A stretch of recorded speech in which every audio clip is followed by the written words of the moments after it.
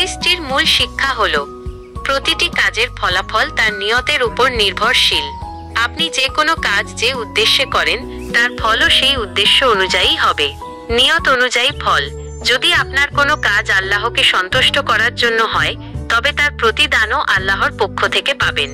কিন্তু যদি কোনো ভালো কাজ কেবল দুনিয়াবি কোনো সুবিধা পাওয়ার জন্য বা অন্যকে দেখানোর জন্য করেন তবে তার ফল শুধু সেই দুনিয়াবি সুবিধাটুকুই হবে, আখিরাতে কোনো প্রতিদান পাওয়া যাবে না।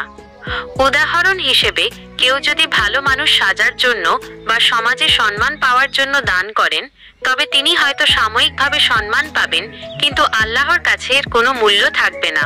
অন্যদিকে কেউ যদি কেবল আল্লাহর সন্তুষ্টির জন্য গোপনে দান করেন তবে তিনি আল্লাহর পক্ষ থেকে এর প্রতিদান পাবেন, যদিও মানুষ তা না জানুক। এই হাদিসটি আমাদের মনে করিয়ে দেয় যে আমাদের প্রতিটি কাজ, তা ইবাদত হোক বা সাধারণ কাজ, যেন আল্লাহর সন্তুষ্টির জন্য হয়।